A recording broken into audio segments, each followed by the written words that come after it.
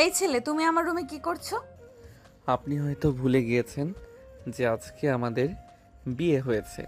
কিসের বিয়ে? আমি এসব বিয়ে মানি না। আমি শুধু আমার বাবার কথায় এই বিয়ে করেছি। না হলে এরকম পিচ্চিকে বিয়ে করার কোনো শখ নেই। দেখুন, আমাদের বিয়ে হয়েছে। হয়তো বিয়েতে আমাদের মত ছিল না, কিন্তু এখন আমাদের উচিত সব কিছু বাদ দিয়ে নতুন একটা জীবন শুরু করা। আমি কি ছোট নাকি যে তোমার পিচ্চির থেকে আমার জ্ঞান নিতে হবে? আমি তোমাকে স্বামী হিসেবে মানি না। আর যদিও ভুলেও আমার দিকে অধিকার আদায় করার চেষ্টা করেছো, তাহলে তোমার খবর করে দিব। সাইমার এমন কথা শুনে অনেকের রাগ উঠে যায়। সে নিজেকে কন্ট্রোল করে বলে, আমার খেয়ে দেওয়ার কাজ নেই যে আপনার থেকে অধিকার আদায় করব। দেখি সরুন, আমি ঘুমাবো। আজকে সারা দিনে অনেক টায়ার্ড হয়ে গিয়েছি। অনেক সাইমাকে কিছু বলতে না দিয়ে বেডের একপাশে কোলবালিশ জড়িয়ে ধরে শুয়ে পড়ে। সাইমা রাগে ফুঁসতে থাকে। সাইমাও তখন খাটের একপাশে শুয়ে পড়ে। রাতের চাঁদ ডুব দিয়ে সকালে সূর্য আকাশে উকি দিচ্ছে। অনেকের ঘুম ভাঙলে সে দেখে সাইমা তাকে পেছন থেকে জড়িয়ে ধরে রেখেছে। অনেক তখন সাইমাকে ডাকে। এই যে হ্যালো, এই যে সাইমা, শুনছেন? সাইমা একটু নড়েচড়ে উঠে ধীরে ধীরে চোখ খুলে। চোখ খুলেই সাইমা দেখে সে অনিককে জড়িয়ে ধরে রেখেছে। সাইমা তখনই অনিককে ছেড়ে দিয়ে দৌড়ে সরে যায়। সরি সরি, আসলে আমি কোলবালিশ ধরে ঘুমাই। আর কালকে তো তুমি কোলবালিশ নিয়ে গেলে, তাই হয়তো ঘুমের মধ্যে তোমাকে জড়িয়ে ধরেছি। সরি। আচ্ছা, সমস্যা নেই। অনিক উঠে ওয়াশরুমে চলে যায়। তারপর ফ্রেশ হয়ে বের হলে সাইমা ওয়াশরুমে চলে যায়। সাইমা বের হলে অনিক বলে, আচ্ছা, এখন কি আমাদের বের হতে হবে? হ্যাঁ, বের হতে হবে। আচ্ছা, তাহলে চলুন। আমি তো ড্রেস চেঞ্জ করব। ও আচ্ছা, তাহলে আমি চলে যাচ্ছি, সমস্যা নেই। আরে, এইভাবে একা যাওয়ার দরকার নেই। তুমি ব্যালকনিতে যাও, আমার হয়ে গেলে তোমাকে ডাক দিব। তখন সাইমা অনিককে বেলকুনিতে পাঠিয়ে দেয়। অনিক বেলকুনিতে দাঁড়িয়ে দেখতে পায় তার ও সাইমার বাবা মা বাড়ির গার্ডেনে বসে গল্প করছে। তারা অনেক খুশি। সাইমা অনিককে ডাক দিলে অনিক ভিতরে যায়। আচ্ছা, একটা কথা বলি। কি কথা? আপনাকে তুমি করে ডাকলে কি আপনি রাগ করবেন? কেন? আমি আপনাকে তুমি করে ডাকতে চাই। ঠিক আছে, সমস্যা নেই, কিন্তু তার থেকে বেশি কিছু করার চেষ্টা করো না। তখন অনিক কিছু না বলে রুম থেকে বেরিয়ে সাইমাও পিছন দিয়ে বের হয়। অনিক সোজা গার্ডেনে চলে যায়। সাইমাও অনিকের পেছন পেছন চলে যায়। কিরে বাবা, ঘুম কেমন হলো? হ্যাঁ মা, ভালোই হয়েছে। তোমাদের কেমন হয়েছে? হ্যাঁ, একমাত্র ছেলের বিয়ে, আমাদের থেকে শান্তিতে কে ঘুমিয়েছে বল? অনিকের মার কথাই সবাই হেসে ওঠে। আরে মা আমার, কেমন আছো? অনেক কি কোনো সমস্যা করেছে? কিছু করলে শুধু আমাকে এসে বলবে। ঠিক আছে মা। আরে অনিক বাবা, তুমি দাঁড়িয়ে আছো কেন? বসো এখানে। না মা, সমস্যা নেই, আমি এখানেই ভালো আছি। আম্মু, আমি বাড়িতে যাব। বাড়িতে মানে? এখন বাড়িতে গিয়ে কি করবি? বাবা, আমার একটু কাজ আছে, ভার্সিটিতে যেতে হবে। না, দরকার নেই, আমি প্রিন্সিপালের সাথে কথা বলে নিব। তখনই সাইমা সেখানে আসে। অনিক তখন তার মায়ের গলা জড়িয়ে ধরে আবদার করতে থাকে। প্লিজ আম্মু, আমি যাই প্লিজ। আচ্ছা ঠিক আছে, কিন্তু বিকেলের মধ্যে ফিরে আসবি। ঠিক আছে আম্মু। অনিক তখন তার মাকে একটা কিস করে সেখান থেকে চলে যায়। অনিকের বাবা বলে, একদিন ভার্সিটিতে না গেলে কি হতো? ও কি আর শুধু ভার্সিটিতে যাবে নাকি? অনিকের মায়ের কথা শুনে সবাই অবাক হয়ে যায়। তখন সাইমার মা জিজ্ঞেস করে, আর কোথায় যাবে ভাবি? এখন যেহেতু আত্মীয়তা হয়েছে, তাই আপনাদের বললে সমস্যা নেই। আসলে অনেক পড়াশোনার পাশাপাশি তার কাজ করে। অনেক কলেজে ওঠার পর থেকে এখন পর্যন্ত কখনো ওর বাবার থেকে 1 টাকা নেয়নি খরচের জন্য। এই কথা শুনে সবাই অবাক হয়ে যায়। সাইমা অনেক অবাক হয়। অনিক তাহলে কি কাজ করে ভাবি? ভাই সাহেবের এত কিছু থাকতে ওর কাজ করার দরকার কি? আমরাও জিজ্ঞেস করছি কি কাজ করে, ও বলছে সময় হলে ও নিজেই বলবে। আর খরচ নেওয়ার কথাটা হচ্ছে অনেক যে কোনো কাজে স্বনির্ভরশীল থাকতে পছন্দ করে। কি কাজ করে সেটা জানেন না? ও তো কোনো খারাপ কাজও করতে পারে। সাইমা, তুই কি বলছিস এগুলো? কেন মা, আমি কি ভুল বলছি নাকি? সাইমা, এগুলো কোন ধরনের বেয়াদবি? ভাই শান্ত হন। সাইমার মা এ কথা বলাটা স্বাভাবিক, কারণ ও অনিককে ঠিক করে চিনে না। সাইমা অনিকের ব্যাপারে তোমার কোনো ধারণা নেই। ছোটবেলা থেকেই সব দিক দিয়ে সেরা আমার ছেলে। আর তুমি ওর কাজ করা নিয়ে যেটা বলেছিলে, সেটার উত্তর হচ্ছে অনিক আমার ছেলে। আমি ওকে চিনি। আমি জানি আমার ছেলে কখনোই কোনো খারাপ কাজে নিজেকে জড়াবে না। তাই আমরাও কখনো ওকে জোর করে কিছু জিজ্ঞাসা করিনি। ও যেহেতু বলেছে সময় হলে বলবে, তাই আমরাও অপেক্ষায় আছি। আমার জামাই বাবাজির এত গুণ, সেটা তো আগে জানতাম না। এই, তোমার না, আমার জামাই। মেয়ে কি আমার একার নাকি? তখন সবাই হেসে ওঠে। তাদের মধ্যে কথোপকথন চলমান থাকে, কিন্তু সাইমার মনে এক প্রকার কৌতূহল জাগে অনেক কি করে। সাইমার এই চিন্তা, কিন্তু আমাদের মনেও এক কৌতূহল জাগে যে কৌতূহলের সমাপ্তি গল্পেরই এক পর্যায়ে হবে। তাই মনোযোগ দিয়ে শুনতে থাকুন। অন্যদিকে অনেক সোজা তার বাড়িতে চলে যায়। দারোয়ান গেট খুলে দেয়, কাজের লোক দরজা খুলে দেয়। অয়ন সোজা তার রুমে গিয়ে আলমারি থেকে একটি ব্যাগ বের করে কাঁধে নেয়। তারপর একটি G18 পিস্তল প্যান্টে নিয়ে রুম থেকে সোজা গ্যারেজে চলে যায়।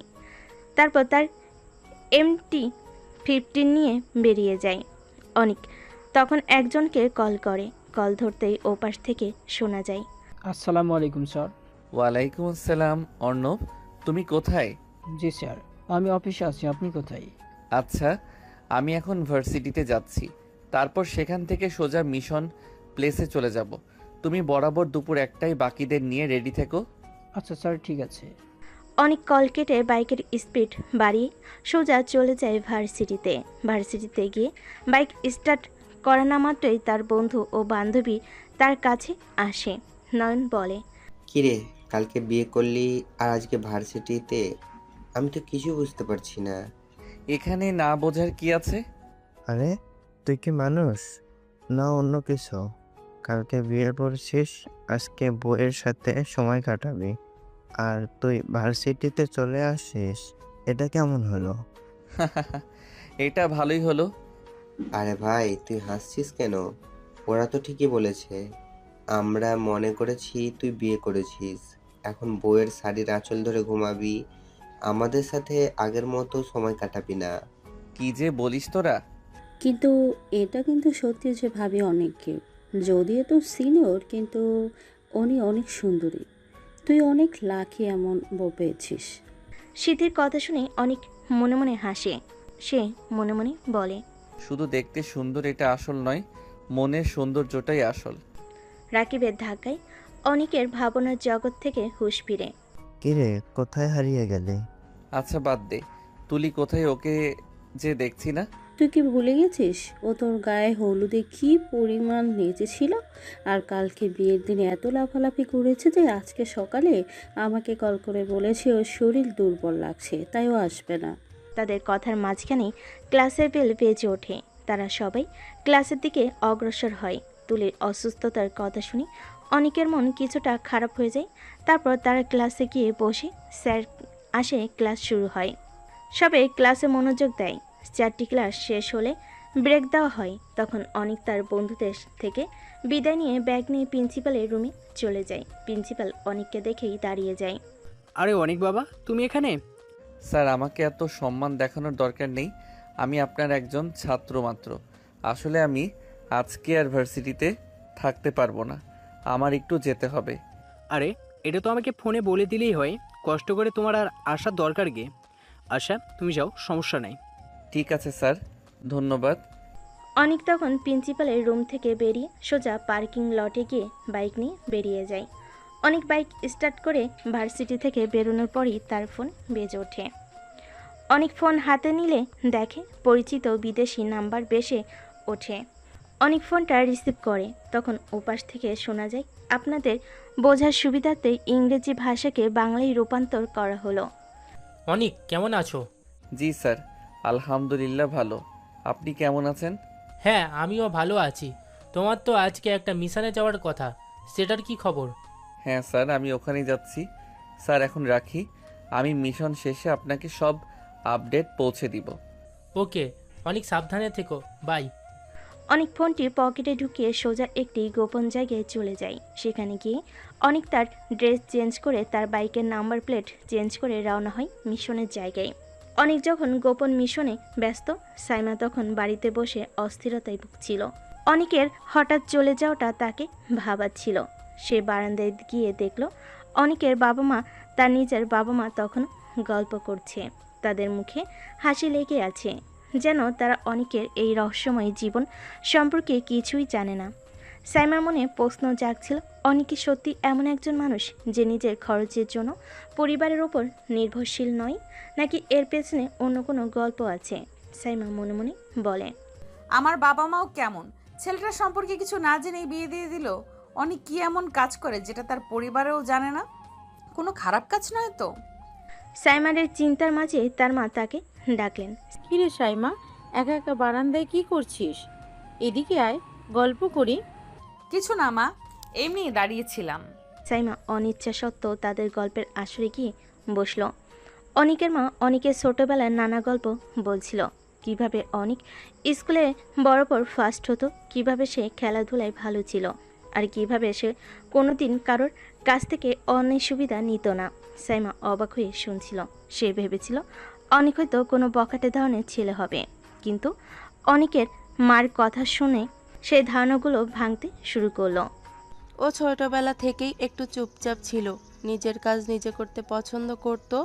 আর জানিস মা সাইমা, ও কিন্তু পড়াশোনার পাশাপাশি ভালো ছবি আঁকতে পারে। ওর আঁকা ছবি দেখে কত আর্ট গ্যালারির লোক ওকে প্রস্তাব দিয়েছিল। আর জানিস, ও নাচেও দারুণ পারদর্শী। ওর নাচ দেখলেই তুই মুগ্ধ হয়ে যাবি। কত পুরস্কার এনেছে ও, কিন্তু কোনো দিন নিজের ঢাক নিজে পেটাতো না। খুবই নিভৃতচারী। অনিকের মায়ের কথা শুনে সাইমা মনে মনে বলে, ছবি আঁকে, নাচেও পারদর্শী, এটা তো ভাবেনি। এই পিচ্চি ছেলেটার মধ্যে এত গুণ। সাইমার মনে তখন অনিককে নিয়ে এক নতুন কৌতূহল জন্ম নিচ্ছিল। যে ছেলেটাকে সে পিচ্চি আর অপদার্থ ভেবেছিল, সেই ছেলেটার মধ্যে এত গুণ লুকিয়ে আছে। সে নিজেকে ধিক্কার দিল। কেন সে এত তাড়াতাড়ি অনিককে বিচার করল?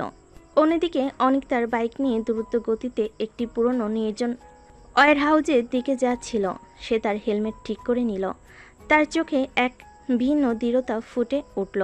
তার পকেটে থাকা G18 পিস্তলটা যেন তার ক্ষমতার জানান দিচ্ছিল। ওয়্যার হাউজের কাছাকাছি পৌঁছাতেই সে দেখল অন্যবার বাকি 12 জন লোক আগে থেকেই অপেক্ষা করছে। তাদের পরনে কালো পোশাক, তাদের মুখ ঢাকা। স্যার, আমরা প্রস্তুত। ভালো, তোমরা তোমাদের পজিশন নাও। মনে রাখবে, আজ আমাদের টার্গেট খুবই গুরুত্বপূর্ণ। সামান্য ভুলও আমাদের পুরো মিশন নষ্ট করে দিতে পারে। অনিকের কণ্ঠস্বরে কোনো জড়তা ছিল না, শুধু ছিল একজন পেশাদার মিশনে থাকা মানুষের দৃঢ়তা। সে দ্রুত ওয়্যার হাউজের দিকে এগোতে লাগলো। ভেতরে ঢুকতেই দেখা গেল একটি বিশাল হলরুমের মাঝখানে কিছু ড্রাম রাখা আছে। অনেক ইশারায় তার দলের সদস্যদের বিভিন্ন স্থানে অবস্থান নিতে বলল। অনেক মাইক্রোফোনে বলে, অর্ণব, তুমি বাম দিকটা কভার করবে, রনি তুমি ডান দিকে, বাকিরা আমার সঙ্গে থাকবে। হঠাৎ ওয়্যার হাউজের মূল দরজা খুলে গেল আর ভেতরে প্রবেশ করলো কিছু সশস্ত্র লোক। তাদের হাতে অত্যাধুনিক রাইফেল। অনেক দ্রুত একটি ড্রামের পিছনে আশ্রয় নিল। অনেক মাইক্রোফোনে বলে, টার্গেট চলে এসেছে, মনে রাখবে কাউকে বাঁচিয়ে রাখা যাবে না, কোনো প্রমাণ পেছনে রেখে যাওয়া চলবে না। হলরুমের ভেতরে শুরু হলো এক তীব্র গোলাগুলি। গুলির শব্দে ওয়্যার হাউজের দেওয়ালগুলো কেঁপে উঠল।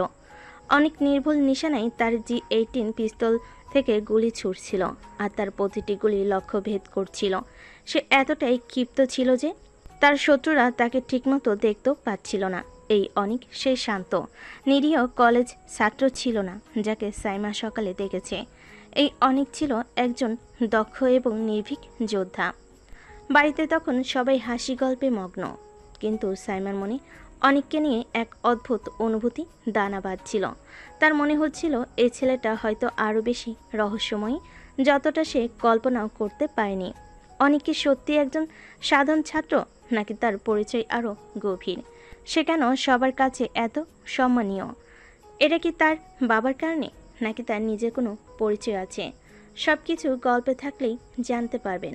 ওয়্যার হাউজের ভেতরে যুদ্ধ শেষ হলো। অনেকের দল ক্ষমতার সাথে শত্রুদের পরাস্ত করেছে। মেঝেতে ছড়িয়ে ছিটিয়ে আছে নিথর দেহ আর অস্ত্রের ছড়াছড়ি। অনেকের মুখমণ্ডলে কোনো ক্লান্তি বা অস্থিরতা নেই, বরং এক ধরনের শান্ত তৃপ্তি। সে দ্রুত ইশারা করল তার দলের সদস্যদের। আর দেরি নয়, কাজ শেষ, এবার ফেরার পালা। অর্ণব এবং বাকিরা দ্রুত প্রমাণগুলো সরিয়ে ফেলতে শুরু করলো। অনেক নিজে নিশ্চিহ্ন কোনো চিহ্ন যেন বাকি না থাকে। তার চোখে সেই একই দৃঢ়তা যা তাকে এই বিপজ্জনক কাজে টিকে থাকতে সাহায্য করে আর দ্রুত কাজ শেষ করে। অনেক ওয়্যারহাউস থেকে বেরিয়ে এলো। তার বাইকে উঠে হেলমেট পরার আগে সে একবার চারপাশটা ভালো করে দেখে নিল। নিশ্চিত হয়ে বাইক স্টার্ট দিল। শহরের কোলাহল মিশে গিয়ে খানিক সোজা তার গোপন ডেরায় পৌঁছালো। সেখানে পৌঁছে দ্রুত তার কালো পোশাক পরিবর্তন করে সাধারণ শার্ট প্যান্ট পরল। পকেট থেকে G18 পিস্তলটি বের করে যত্ন করে নির্দিষ্ট স্থানে রাখল। বাইকের নাম্বার প্লেট বদলে দিল যাতে কেউ কোনো সূত্র খুঁজে না পায়। তার ভেতরে পেশাদার যোদ্ধা যেন মুহূর্তেই অদৃশ্য হয়ে গেল। ফিরে এলো সে নিরীহ কলেজ ছাত্রের বেশ গুছিয়ে সে তার বাইকটি গ্যারেজে রেখে সাইমাদের বাড়ির দিকে রওনা দিল। অন্যদিকে সাইমাদের বাড়িতে তখনও গল্পের আসর জমে আছে। অনেকের মা অনেকের নানা গুণের কথা বলে চলেছেন। সাইমা মন দিয়ে শুনছে আর অনেক সম্পর্কে তার ধারণাগুলো ধীরে ধীরে বদলাচ্ছে। সে ভাবছে এই ছেলেটা এত কিছু লুকিয়ে রেখেছে আর সে তাকে শুধুমাত্র পিচ্ছি ভেবেছিল। তার মনে এক অদ্ভুত আকর্ষণ অনুভব করেছে।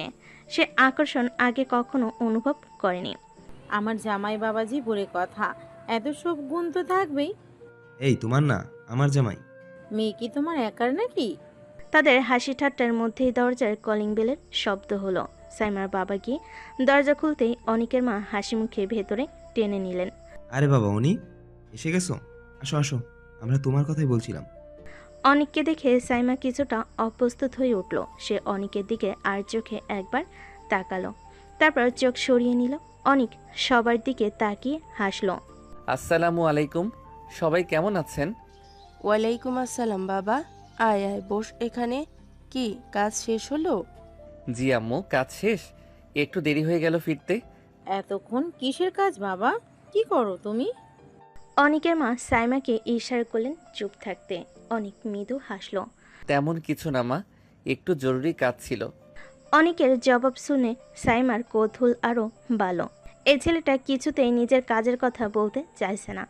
সাইমা তখন হঠাৎ করে প্রশ্ন করলো, এতক্ষণ কোথায় ছিলে আর কিসের এত জরুরি কাজ? অনিক সাইমার দিকে তাকালো। তার চোখে এক ঝিলিক বিস্ময় ফুটে উঠল। তারপর সে নিজেকে সামলে নিল। সাইমা বুঝতে পারল সে হয়তো একটু বেশি প্রশ্ন করে ফেলেছে। কেন? তোমার এত কৌতূহল কেন? কৌতূহল তো হবেই, তুমি সকালে কাজ আছে বলে চলে গেলে আর এখন ফিরলে। কি এমন কাজ যে তোমার পরিবারও জানে না? সাইমার প্রশ্নে কিছুটা নীরবতা নেমে এলো। অনিকের বাবা মা কিছুটা অস্বস্তিতে পড়লেন। অনিক হাসলো। সে হাসি যেন তার সব রহস্যকে আড়াল করে রাখছিল। কাজের কথা তো একদিন জানতেই পারবে, এত অস্থির হচ্ছ কেন? অনিকের এমন কৌশলী জবাবে সাইমা আরও বিরক্ত হলো। সে তখন অন্যদিকে মুখ ঘুরিয়ে নিল। অনিকের মা পরিস্থিতি হালকা করতে বলেন, আরে বাবা, অনেক তো এসেছে, এখন চলো সবাই মিলে কিছু খাই। অনিকের বাবা তুমিও এসো। সবাই ডাইনিং টেবিলের দিকে এগিয়ে গেল। সাইমা অনিচ্ছা সত্ত্বেও তাদের পেছন পেছন গেল। খেতে খেতে অনেক সবার সাথে স্বাভাবিক গল্প জুড়ে দিল, যেন কিছুই হয়নি। কিন্তু সাইমার মনে অনেককে নিয়ে প্রশ্নগুলো ঘুরপাক খাচ্ছিল। এই ছেলেটাকে, তার আসল পরিচয় কি, আর কেনই বা সে নিজের কাজ গোপন রেখেছে। রাতে খাবার শেষ করে সবাই মিলে কিছুক্ষণ গল্প করলো। সাইমার বাবা মা এবং অনিকের বাবা মা তাদের নতুন সম্পর্কের সমীকরণ নিয়ে বেশ খুশি। তারা নানা খুনসুটি আর হাসি ঠাট্টায় মেতে উঠলেন। কিন্তু সাইমা এবং অনিক দুজনেই নিজেদের জগতে মগ্ন। সাইমা অনিকের রহস্যময় আচরণ নিয়ে ভাবছিল, আর অনিক যেন তার নিজের জগতে ডুব দিয়েছিল। একসময় অনিকের মা বলেন, তোমরা এখন রুমে যাও, সারাদিন নিশ্চয়ই অনেক ধকল গেছে। সাইমা অনিচ্ছা সত্ত্বেও উঠে দাঁড়ালো। অনিক পেছন পেছন রুমের দিকে গেল। রুমে ঢুকেই সাইমা নিজের বিছানার দিকে এগিয়ে গেল, যেন অনিকের উপস্থিতি তাকে অস্বস্তিতে ফেলছে। অনিক তখন সাইমার দিকে তাকিয়ে হাসলো। আচ্ছা সাইমা, তুমি কি আমাকে আজও কোলবালিশ মনে করে জড়িয়ে ধরবে? অনিকের কথায় সাইমা চমকে উঠল। তার গালে হালকা লালিমা দেখা দিল। কি বলছো এসব? একদম ফালতু কথা বলবে না। কিসের ফালতু কথা? গতকাল তো দেখলে আমাকে না পেলে তোমার ঘুমিয়ে আসে না। অনিক শোনো, আমি শুধু কোলবালিশ ধরে ঘুমাই, আর কালকে তুমি সেটা নিয়ে গিয়েছিলে আর ভুল করে এমন হয়েছে।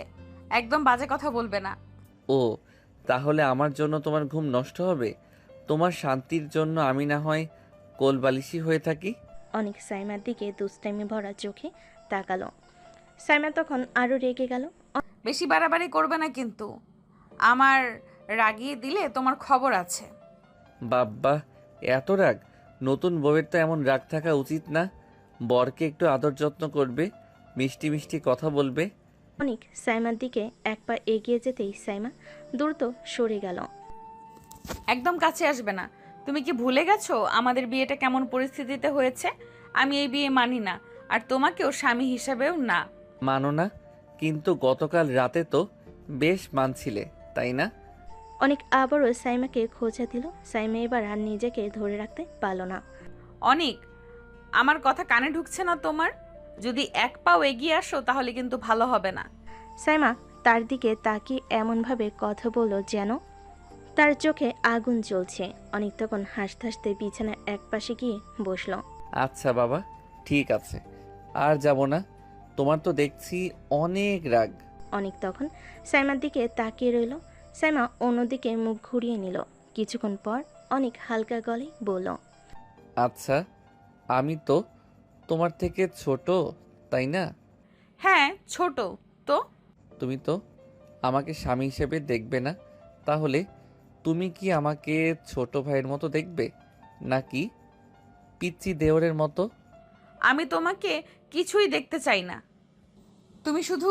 সাইমা কথা শেষ করতে পারল না। অনেক হেসে উঠল। তার হাসি শুনে সাইমার রাগ আরো বেড়ে গেল। সে কিছু না বলে গিয়ে বিছানার অন্য পাশে শুয়ে পড়ল, অনেকের দিকে পেছন ফিরে।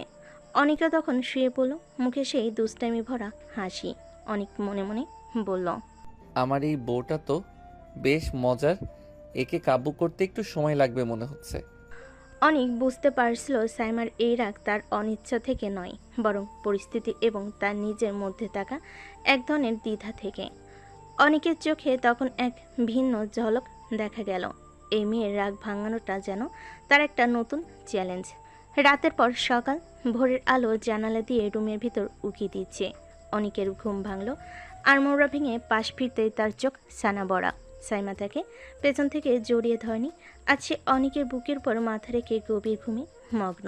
সাইমার চুলগুলো ছড়িয়ে আছে অনেকের বুকে, আর তার মুখে নিষ্পাপ ঘুমন্ত ভাব অনেকের মন ছুঁয়ে গেল। অনেকের মুখে একটু মুচকি হাসি ফুটে উঠল। সে মুগ্ধ চোখে সাইমার দিকে তাকিয়ে রইল। অনেক মনে মনে বলল, বাহ, এই মেয়েটা ঘুমিয়ে থাকলে যেন দেবীর মতো শান্ত আর স্নিগ্ধ লাগে, জেগে থাকলে তো রাগের আগ্নেয়গিরি।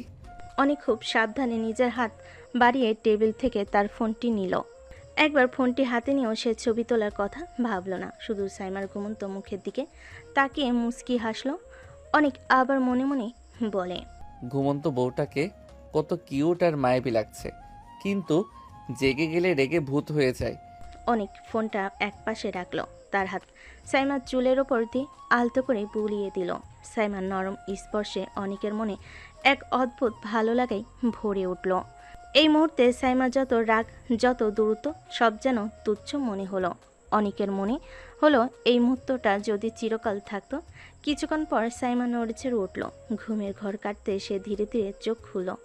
চোখ খুলে সে দেখল অনেক তার দিকে তাকিয়ে আছে এবং সে অনেকের বুকের ওপর ঘুমিয়ে আছে। মুহূর্তে সাইমার মুখের রক্ত যেন জল হয়ে গেল। সে বিদ্যুৎ স্পৃষ্টের মতো অনেকের বুক থেকে সরে গেল। অনেক, তুমি আমার দিকে এইভাবে তাকিয়ে আছো কেন? আর আমি তোমার বুকের উপর, কি হচ্ছে এসব? সাইমার মুখ লাল হয়ে গেল। তার চোখে এক ধরনের অস্বস্তি আর বিরক্তি ফুটে উঠল। অনেক তখনও হেসে চলেছে। কি হবে আবার? তুমি তো আমাকে জড়িয়ে ধরে ঘুমাচ্ছিলে, আমি তো শুধু দেখছিলাম। মিথ্যে কথা, আমি একদমই তোমাকে ধরিনি, তুমি হয়তো আমাকে টেনেছো। আমি তো ঘুমিয়েছিলাম, তুমি তো নিজে এসে আমার বুকে মাথা রেখে ঘুমালে। অনেকের কথা শুনে সাইমার চোখ বড় বড় হয়ে গেল। সে রাগে ফুঁসতে ফুঁসতে অনেকের দিকে এগিয়ে এলো। অনেক বুঝতে পারলো সাইমার রাগ তখন চরমে। সে দ্রুত বিছানা থেকে উঠে দাঁড়ালো। আরে আরে, শান্ত হও, রাগলে তোমাকে আরও বেশি সুন্দর লাগে। কিন্তু তাই বলে এত রাগ? আচ্ছা বাবা, আমি ওয়াশরুমে যাচ্ছি, তুমি ফ্রেশ হয়ে নাও। অনেক আর কোনো কথা না বলে ওয়াশরুমের দিকে হাঁটা দিল। সাইমার রাগে চোখ বন্ধ করে একটা দীর্ঘশ্বাস ফেল।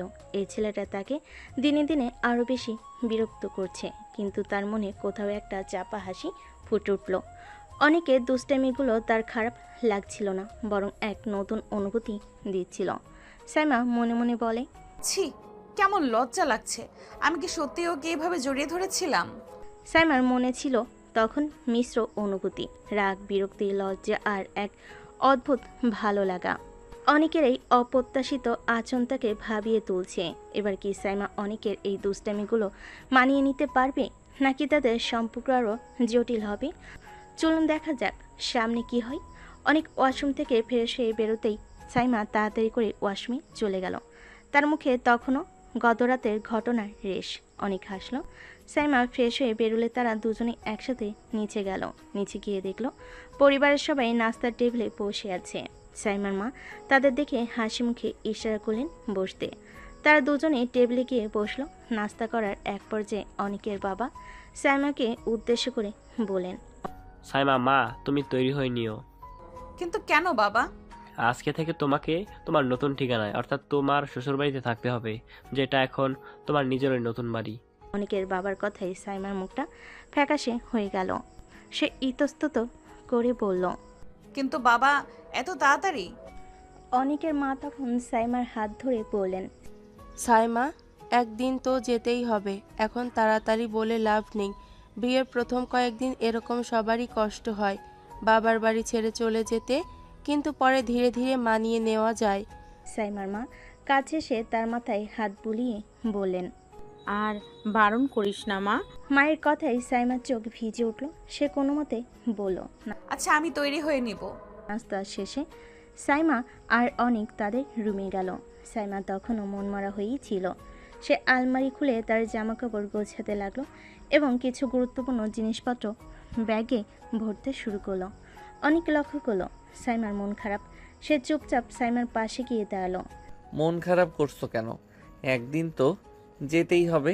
সাইমা কোনো উত্তর দিল না, শুধু নীরবে তার জিনিস গোছাতে লাগলো। অনেক সাইমার কাঁধে আলতো করে হাত রাখলো। এভাবে কাঁদছো কেন? আমি তো আছি। সাইমা অনেকের হাত সরিয়ে দিল। তার চোখ দিয়ে দু ফোঁটা জল গড়িয়ে পড়ল। অনেক বুঝতে পারল সাইমার এই মুহূর্তে কোনো সান্ত্বনা ভালো লাগবে না। সে আর কিছু না বলে চুপ করে বসে রইল। সব কিছু গুছিয়ে প্রায় 11টার দিকে সাইমান তার নতুন ঠিকানার উদ্দেশ্যে বের হলো। বিদায় বেলায় সাইমা তার মাকে জড়িয়ে ধরে কান্নায় ভেঙে পড়ল। মা, আমি কিভাবে থাকবো তোমাদের ছাড়া? আমার খুব কষ্ট হচ্ছে। আহা মা আমার, কেঁদো না, এটাই তো নিয়ম। সব মেয়েকেই একদিন নিজের বাড়ি ছেড়ে যেতে হয়। আমরা তো সব সময় তোমার পাশেই আছি। আর অনেক তো আছে তোমার সাথে। ও খুব ভালো ছেলে, দেখিস ও তোকে অনেক ভালোবাসবে। আমার কেন জানি খুব ভয় লাগছে মা। ভয় কিসের মা? সব ঠিক হয়ে যাবে। যখনই মন খারাপ হবে আমাদের ফোন করবি, আমরা তো আছি। সাইমার মা তাকে বুকে টেনে নিয়ে সান্ত্বনা দিলেন। সাইমা অশ্রুসিক্ত চোখে সবাইকে বিদায় জানিয়ে গাড়িতে গিয়ে বসলো। গাড়িতে বসেও তার মন খারাপ ছিল। সে হালকা কাঁদছিল। অনেক ড্রাইভিং সিটে বসে একবার সাইমার দিকে তাকালো। সাইমার ভেতরে কষ্টটা সে বুঝতে পারছিল। কিছুক্ষণ পর গাড়ি অনেকের বাড়ির সামনে এসে থামলো। বিশাল সিমসাম বাড়িটা দেখে সাইমা একটা দীর্ঘশ্বাস ফেলল। আজ থেকে এটাই তার নতুন ঠিকানা, নতুন একটা জীবন, অজানা একটা যাত্রা। অনেক আর সাইমা গাড়ি থেকে নামলো। তাদের পেছন পেছন বাকিরাও সবে মিলে বাড়ির ভিতর প্রবেশ করলো। অনেকের মা হাসি মুখে সাইমার দিকে এগিয়ে এলেন। এসো মা সাইমা, এটাই তোমার নতুন বাড়ি, নিজের বাড়ি মনে করবে। জি মা। আর চিন্তা করো না, এখানে সবাই তোমাকে ভালোবাসবে। কোনো কিছুর দরকার হলে আমাকে বলতে দ্বিধা করবে না। ঠিক আছে মা। কথা শেষ হলে সাইমা অনেকের পিছে পিছে তাদের রুমে গেল। রুমে ঢুকে সাইমা পুরোই অবাক হয়ে গেল। অনেকের রুমটি খুব সুন্দর গোছানো এবং অনেক সুন্দর ছিল। চারিদিকে দেওয়ালের পেন্টিং, মোটিভেশনাল স্পিচ লাগানো, সুন্দর ফার্নিচার ও লাক্সারিয়াস ডিজাইন, সব কিছু মিলে রুমটি ছিল পুরাই পারফেক্ট। সাইমার মনে পড়ল অনেকের মায়ের কথাই, আমার ছেলে সব দিক থেকে পুরাই পারফেক্ট। অনেকের রুমটি যেন তারই একটি প্রতিফলন। সাইমা তার ব্যাগ থেকে জামা কাপড় বের করতে শুরু করলো। অনেক আলমারির একটি সাইড খালি করে দিল। সাইমা নিজের জামা কাপড় গোছাচ্ছিল আর অজান্তেই তার নিজের বাড়ির কথা মনে পড়ছিল। পুরনো স্মৃতিগুলো তার চোখের জল এনে দিল। সাইমার অজান্তেই তার চোখ দিয়ে দুফোঁটা পানি গড়িয়ে পড়ল। সে তখন সামনের দিকে ফিরতেই অনেক লক্ষ্য করলো সাইমার চোখে পানি। অনেক বুঝতে পারল সাইমার চোখে পানি আসার কারণ। সে ধীর পায়ে সাইমার কাছে এগিয়ে গেল। কি হলো, কাঁদছো কেন? তোমার কি খুব খারাপ লাগছে? সাইমা কোনো উত্তর না দিয়ে শুধু মাথা নাড়ল। অনেক সাইমার কাঁধে হাত রাখলো। ঠিক তখনই সাইমা অনেককে সজোরে জড়িয়ে ধরে কান্নায় ভেঙে পড়ল। অনেক বুঝতে পারল সাইমার মনে অনেক কষ্ট জমে আছে। সে আলতো করে সাইমার পিঠে হাত বুলিয়ে সান্ত্বনা দিতে লাগলো। কেঁদো না, সব ঠিক হয়ে যাবে, আমি তো আছি তোমার পাশে। কিছুক্ষণ পর সাইমা নিজেকে সামলে অনেককে ছেড়ে দিল। সে কিছুটা অপ্রস্তুত হয়ে অনেকের দিকে তাকিয়ে পড়ল। সরি, আমি অনেক ইমোশনাল হয়ে গিয়েছিলাম, তাই জড়িয়ে ধরেছি। কিছু মনে করো না। না, সমস্যা নেই, যখনই মন খারাপ হবে আমাকে জড়িয়ে ধরতে পারো, আমি আছি। তুমি কি মজা নিচ্ছ? অনেকের কথা শুনে সাইমা কিছুটা অবাক হলো। তার চোখে এক ঝলক হাসি দেখা গেল। অনেকের এই সহানুভূতিশীল আচরণ তার মনে এক নতুন অনুভূতি জাগিয়ে তোল। হয়তো এই পিচ্চি ছেলেটা ততটাও খারাপ না যতটা সে ভেবেছিল। এই নতুন বাড়িতে সাইমার জীবন কেমন কাটবে? অনেকের এই অনুভূতি কি সাইমার প্রতি তার মনোভাব বদলে দেবে? সামনে দেখা যাবে কি হয়। সেদিন রাতে ডিনারের সময় অনেকের বাবা অনেককে উদ্দেশ্য করে বললেন, অনেক, সাইমাকে কালকে তোদের ভার্সিটিতে ভর্তি করিয়ে দিস। অনেক তার বাবার কথায় সম্মতি জানিয়ে মৃদু হাসল। জি বাবা, কালকেই নিয়ে যাব। এরপর রাতের খাবার শেষে তারা রুমে ফিরল। সাইমার মন অনেকটা শান্ত হলো। অনেকের দুষ্টামি তখনও অব্যাহত। রুমে ঢুকেই অনেক দুষ্টামি ভরা চোখে সাইমার দিকে তাকালো। আচ্ছা সাইমা, আজ রাতে কি আমার বুকের উপর ঘুমানোর প্ল্যান আছে, নাকি কোলবালিশ ধরে ঘুমাবে? অনেক, একদম বাজে কথা বলবে না। আমি কোথায় ঘুমাবো সেটা আমার ব্যাপার, তুমি নিজের জায়গায় যাও। অনেক এক পা এগোতেই সাইমা দ্রুত সরে গেল। আহা, এত দূরে কেন? কাছে এসো না, সারাদিন তো ছিলে না, একটু গল্প করি। গল্প করার কোনো দরকার নেই, তুমি নিজের জায়গায় যাও বলছি। অনেক হেসে বলল, ইস, আমার রাগী বউ, রাগলে তো আরো সুন্দর লাগে। অনেক বাড়াবাড়ি করলে কিন্তু ভালো হবে না। অনেক সাইমার রাগ দেখে আরও হাসল। তারপর বিছানার এক পাশে গিয়ে শুয়ে পড়ল। সাইমা অন্যদিকে মুখ ফিরিয়ে শুয়ে পড়ল। এই নতুন পরিবেশে অনেকের এই স্বাভাবিক দুষ্টামি ভরা আচরণ যেন সাইমার একাকিত্ব কিছুটা হলেও দূর করে দিচ্ছিল। পরের দিন সকাল, আজও একই দৃশ্য। অনেকের ঘুম ভাঙতে দেখল সাইমা তার বুকের উপর মাথা রেখে শান্তিতে ঘুমোচ্ছে। অনেক হেসে সাইমার কপালে আলতো করে একটা চুমু খেলো। অনেক মনে মনে বলে, আমার এই রাগী বউটা ঘুমিয়ে থাকলে যেন অন্যরকম হয়ে যায়, কি মায়াবী লাগে। কিছুক্ষণের মধ্যেই সাইমার ঘুম ভাঙলো। চোখ খুলে সে দেখল অনেক তার সামনের দিকে তাকিয়ে হাসছে। সাইমার সঙ্গে সঙ্গে চমকে উঠে অনেকের বুক থেকে সরে গেল। অনেক, তুমি এইভাবে তাকিয়েছিলে কেন? আর আমি? কি, ঘুম ভাঙতে এমন রেগে ভূত হয়ে গেলে? গতকাল রাতে তো বেশ আরাম করে ঘুমোলে আমার বুকে।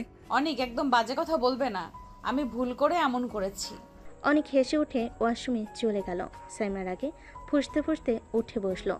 সকালে নাস্তা সেরে তারা দুজনেই ভার্সিটির উদ্দেশ্যে বেরোনোর জন্য প্রস্তুত হলো।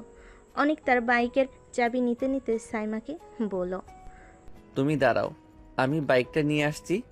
না, দরকার নেই, আমি তোমার সাথে যাব না। কিন্তু কেন, কি হয়েছে? না, এমনিতেই যাব না, ভালো লাগছে না। তাহলে যাবে কিভাবে? আমি গত রাতে বাবাকে বলে রেখেছি, উনি বলেছেন আমাকে একজন ড্রাইভার দিবেন, উনি আমাকে ভার্সিটিতে আনা নেওয়া করবেন। অনেক কিছুটা হতাশ হলো। সাইমার সাথে আরও কিছুটা সময় কাটানোর সুযোগ হাতছাড়া হয়ে গেল। কিন্তু সে মুখে হাসি টেনে বলল, আচ্ছা ঠিক আছে, তোমার যেভাবে সুবিধা হয়। ড্রাইভার তখনও আসেনি, তাই সাইমা অপেক্ষা করছিল। অনেক তখন তার বাইকটি নেওয়ার জন্য গ্যারেজে ঢুকলো। সাইমা তার পিছে পিছে গ্যারেজে ঢুকতে তার চোখ দুটো বড় বড় হয়ে গেল। সে অনেকের এত দামি গাড়ি এবং বাইকের কালেকশন দেখে অবাক হয়ে গেল। স্পোর্টস বাইক থেকে শুরু করে বিলাসবহুল গাড়ি সবই থরে থরে সাজানো। এগুলো কি সব তোমার? হ্যাঁ, এগুলো সব আমার নিজের টাকায় কেনা। অনেকের কথা শুনে সাইমা অবাকের পর অবাক হলো। একজন কলেজ ছাত্র এত টাকা কিভাবে উপার্জন করে? তার রহস্যময়ী জীবনের আরেকটা দিক যেন সাইমার সামনে উন্মোচন হলো। অনেক তখন একটি R15 বাইকে স্টার্ট দিয়ে সাইমাকে বলে, তাহলে ভার্সিটিতে দেখা হচ্ছে।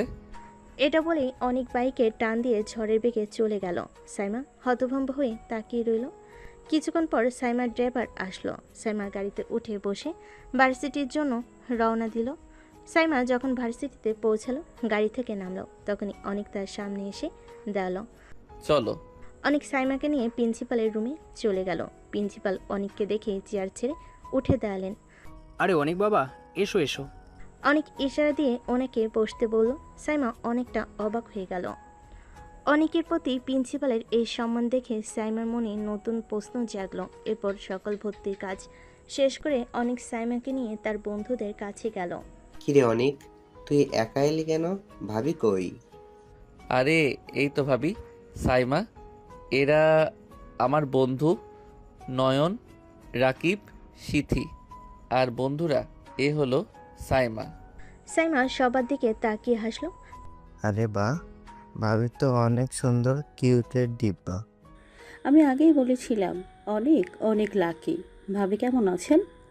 জি, ভালো আছি। তার কিছুক্ষণ গল্প করলো। সাইমা দেখলো অনেকের বন্ধুরা বেশ সহজ এবং বন্ধুত্বপূর্ণ। তাদের সাথে কথা বলতে তার ভালোই লাগছিল। তারপর অনেক সাইমাকে তার ক্লাসে পৌঁছে দিল। এই তোমার ক্লাস, কিছু লাগলে আমাকে ডেকো। ঠিক আছে। সাইমাকে বিদায় দিয়ে অনেক নিজের ক্লাসে চলে এলো। সাইমা ক্লাসে ঢুকলো, কিন্তু তার মনটা তখনও অনেকের রহস্যময় জগৎ আর তার বন্ধুদের সাথে হওয়া কথোপকথন নিয়ে আচ্ছন্ন ছিল। ভার্সিটির ক্লাস শেষ হলো। সাইমা তার ক্লাস থেকে বেরিয়ে অনেককে খুঁজছিল। ঠিক তখনই অনেক সাইমার সামনে এসে দাঁড়ালো। অনেকের মুখে দুষ্টু হাসি। সে সাইমার দিকে তাকিয়ে জিজ্ঞেস করলো, কি বউ, আমাকে খুঁজছিলে তাই না? আমার আর খেয়ে দেয়ে কাজ নেই। সাইমা অনেককে আর কিছু না বলে সোজা গিয়ে গাড়িতে উঠে পড়ল। অনেক তাকে পেছন থেকে কয়েকবার ডাকলেও সাইমা পাত্তা না দিয়ে সোজা গাড়িতে উঠে পড়ল। সাইমার এমন আচরণ দেখে অনেক কিছুটা কষ্ট পেল। সে একটা দীর্ঘশ্বাস ফেলে তার বাইকের দিকে এগিয়ে গেল। তারপর অনেক সোজা তার অফিসে চলে গেল। গেট দিয়ে ঢুকতেই দারোয়ান স্যালুট করলো। অফিসের ভিতর ঢুকলে সবাই তাকে স্যার বলে কুশল বিনিময় করলো। অনেক গিয়ে তার কেবিনে বসলো। তখন সেখানে অর্ণব আসলো। May I come in sir? হ্যাঁ, আসো। অর্ণব হাতে কয়েকটা ফাইল নিয়ে ভেতরে আসলো। স্যার, আমাদের এই 4টি ফাইল কমপ্লিট হয়েছে। এই সবগুলো মিশন আমরা ভালোভাবে কমপ্লিট করতে পেরেছি। এখন বাকি এই একটি ফাইল নতুন এসেছে। এটা হচ্ছে GZ গ্রুপ ফাইল। কেউ তাদের ব্যাপারে কোনো খোঁজ খবর জানে না। এখন NSI হেড অফিস থেকে আমাদের CID-তে এই কেসটি সলভ করার জন্য রিকোয়েস্ট করা হয়েছে, আর আমেরিকার হেড অফিস থেকে আপনাকে এই কেসটি সলভ করার জন্য রিকোয়েস্ট করা হয়েছে। আচ্ছা ঠিক আছে, তুমি যাও, আমি দেখছি। আর এই ফাইলটার একটা কপি আমার জিমেইলে পাঠিয়ে দাও। অর্ণব ঠিক আছে বলে রুম থেকে চলে গেল। তারপর অনেক একটি দীর্ঘশ্বাস ফেলে ফাইলটি হাতে নিল। ফাইলটি দেখছিল, তখনই তার চোখ আটকে গেল ফাইলের নামের উপরে থাকা একটি নামের উপর। নামটি ছিল সাইম চৌধুরী, যাকে GZ গ্রুপের লিডার হিসেবে ধরা হয়েছে এবং যার নামে সবচেয়ে বেশি মামলা রয়েছে। অনেকের মনে আসলে যে সাইমাদের ফ্যামিলি টাইটেল হচ্ছে চৌধুরী আর সাইমার বড় ভাইয়ের নাম হচ্ছে সাইম চৌধুরী। অনেকের কিছুটা সন্দেহ হলো, এটাই কি সেই সাইম চৌধুরী? অনেক ফাইলে থাকা সাইম চৌধুরীর সম্পর্কে যত তথ্য আছে সবগুলো ছবি তুলে নিল। তারপর ছবিগুলো এক জায়গায় পাঠিয়ে কল করলো অনেক ফোনে। যত তথ্য দিয়েছি এই সকল তথ্যের ভিত্তিতে লোকটির একটি ছবি খুঁজে বের করো। কথাটি বলেই অনেক ফোন কেটে দিল। তারপর অনেক চেয়ার থেকে উঠে দাঁড়ালো। কেবিন থেকে বেরিয়ে তার বাইক নিয়ে আবার বাড়ির উদ্দেশ্যে রওনা হলো। বাড়িতে পৌঁছে অনেক বাইক পার্কিং করে বাড়িতে প্রবেশ করলো। তখনই সাইমা তার সামনে এসে দাঁড়ালো। এতক্ষণ কোথায় ছিলে? এমনিতে তেমন কিছু না, অল্প একটু কাজ ছিল আর কি। কি কাজ বলো আমাকে? অনেকের কথা এড়িয়ে যাওয়ার চেষ্টা করলো, কিন্তু সাইমা একের পর এক প্রশ্ন করতে লাগলো। তুমি তো সবসময় বলো কাজ ছিল, কিন্তু কি কাজ তা কখনো বলো না। তুমি কি কিছু লুকাচ্ছ আমার থেকে? আরে না, তেমন কিছু না। এখন এসব নিয়ে কথা বলতে ইচ্ছে করছে না। আমি একটু ফ্রেশ হয়ে আসি। ঠিক তখনই অনেকের মা সেখানে এসে সাইমাকে থামালেন। আহা সাইমা, এসেছে তো, এখন একটু ফ্রেশ হতে দাও। এই ফাঁকে অনেক দ্রুত রুমে চলে গেল। সাইমা অনেকের মায়ের দিকে তাকিয়ে রইল। তার মনে তখনও সাইম চৌধুরীকে নিয়ে ঘুরপাক খাচ্ছিল এক অজানা আশঙ্কার মেঘ। সাইমা কি অনেকের রহস্যময় জীবনের গভীরে প্রবেশ করতে পারবে, নাকি এই রহস্য তাদের সম্পর্কে নতুন দেওয়াল তৈরি করবে? জিজেড গ্রুপের সাইম চৌধুরী কি সত্যি সাইমার ভাই? সব কিছুর উত্তর জানতে হলে গল্পের সাথেই থাকুন। অনেক রুমে চলে যেতেই সাইমা গভীর চিন্তায় মগ্ন হয়ে গেল। সাইম চৌধুরী, জিজেড গ্রুপ, এই সব কিছুর সাথে তার অনেকের কি সম্পর্ক? অনেকের রহস্যময় জীবন যেন আরও জটিল হয়ে উঠেছে। সাইমা মনে এক মিশ্র অনুভূতি, রাগ, কৌতূহল আর এক অজানা আকর্ষণ। সেদিন রাতে ডিনারের পর সবার সাথে স্বাভাবিক গল্প হলেও সাইমা আর অনেক দুজনেই যেন নিজেদের জগতে ছিল। অনেক বারবার সাইমার দিকে আর চোখে তাকাচ্ছিল, আর সাইমা অনেকের দিকে তাকানোর চেষ্টা করছিল। ডিনারের পর সবাই যার যার রুমে চলে গেল। রুমে ফিরে সাইমা আর অনেকের মধ্যে আবারও সেই দুষ্টামি শুরু হলো। কি সাইমা, আজও কি আমার বুকের উপর ঘুমিয়ে পড়ার ইচ্ছে আছে? অনেক, আবার শুরু করেছো? চুপচাপ নিজের জায়গায় যাও। অনেক দুষ্টু হেসে সাইমার দিকে এক পা এগিয়ে গেল। আরে বাবা, এত রাগ কেন? স্বামী স্ত্রীতে একটু দুষ্টুমি তো করাই যায়। স্বামী স্ত্রী? আমি তোমার স্ত্রী নই, আর তুমি আমার কাছে আসার চেষ্টা করবে না। সাইমা সরে যেতেই অনেক তার হাত ধরে ফেলল। সাইমা চমকে উঠল। এত দূরে সরে থাকলে কিভাবে হবে? কাছে এসো। অনেক, হাত ছাড়ো বলছি। অনেক সাইমার চোখের দিকে তাকিয়ে একটা রহস্যময় হাসি দিল। সাইমা সেই হাসিতে কিছুটা বিচলিত হলো। অনেক সাইমার হাত ছেড়ে দিল, তারপর বিছানার এক পাশে গিয়ে শুয়ে পড়ল। সাইমাও দীর্ঘশ্বাস ফেলে অন্য পাশে শুয়ে পড়ল, অনেকের দিকে পিছন ফিরে। সাইমার মনে তখনও অনেকের সম্পর্কে রেশ। তার রাগ ধীরে ধীরে এক অজানা অনুভূতির কাছে হার মানতে শুরু করছিল। পরদিন সকাল, ভোরে আলো রুমের জানালা দিয়ে প্রবেশ করতেই অনেকের ঘুম ভাঙল। পাশ ফিরতে তার ঠোঁটে হাসি ফুটে উঠল। সাইমা আজও তার খুব কাছে, কিন্তু এবার সে অনেককে জড়িয়ে ধরে ঘুমায়নি, বরং সাইমার মাথা অনেকের বালিশে আর তার হাত অনেকের বুকের উপর আলতো করে রাখা। অনেক সাবধানে হাত দিয়ে সাইমার চুলগুলো সরিয়ে দিল। সাইমার ঘুমন্ত মুখটা দেখে মনে এক অদ্ভুত প্রশান্তি অনুভব হলো। এই শান্ত সাইমাকে দেখে অনেক আরও বেশি মায়াবী বলে মনে হলো। অনেক মনে মনে বলে, এই মেয়েটা যখন ঘুমিয়ে থাকে তখন আর রাগ থাকে না, একদম নিষ্পাপ লাগে। বেশ কিছুক্ষণ পর সাইমা নড়ে চড়ে উঠল। সে ধীরে ধীরে চোখ খুলল। চোখ খুলেই অনেককে পাশে দেখে চমকে উঠল। তার হাত অনেকের বুকের উপর রাখা ছিল। সে দ্রুত হাত সরিয়ে নিল। কি হলো, তুমি এইভাবে তাকিয়েছিলে কেন? তুমি তো আমার এত কাছে ঘুমাচ্ছ, তাই দেখছিলাম। সাইমা লজ্জা পেয়ে গেল। তার মুখ লাল হয়ে উঠল। আমার আর কোনো কাজ নেই যে তোমার কাছে এসে ঘুমাবো। হয়তো ঘুমের ঘোরে এমন হয়েছে। আহা, ঘুমের ঘরেই হোক বা ইচ্ছাকৃত, তুমি তো বেশ আরামেই ঘুমাচ্ছ আমার পাশে। সাইমা অনেকের কথাই আরো বেশি রেগে গেল। সে দ্রুত বিছানা থেকে উঠে দাঁড়ালো। তুমি একটা বাজে ছেলে, তোমার সাথে কথা বলাই বোকামি। অনেক হেসে উঠে ওয়াশরুমে চলে গেল। সাইমা তার দিকে তাকিয়ে একটা দীর্ঘশ্বাস ফেল। অনেকের এই দুষ্টামিগুলো তার খারাপ লাগছিল না, বরং মনে হচ্ছিল তাদের সম্পর্কের দূরত্ব যেন ধীরে ধীরে কমছে। কিন্তু অনেকের লুকানো জীবনের রহস্য তাকে এখনও ভাবাচ্ছিল। সকালে খুনছুটির পর অনেক আর সাইমা আলাদাভাবে ভার্সিটির উদ্দেশ্যে রওনা দিল। অনেক তার বাইকে আর সাইমা ড্রাইভারের গাড়িতে। ভার্সিটিতে প্রবেশ করা না মাত্রই অনেক দেখতে পেল সব শিক্ষার্থী নোটিশ বোর্ডের সামনে ভিড় করে দাঁড়িয়ে আছে। কৌতূহলবশত অনেক বাইক পার্ক করে নোটিশ বোর্ডের সামনে গেল। নোটিশ বোর্ডে বড় বড় অক্ষরে লেখা ছিল 20 তারিখ কাপল ডান্স কম্পিটিশন। এইটা দেখে অনেকের মুখে একটা চওড়া হাসি ফুটে উঠল। তারপর সে সেখান থেকে তার বন্ধুদের কাছে চলে গেল। নয়ন, রাকিব আর সিথি আগে সেখানে দাঁড়িয়েছিল।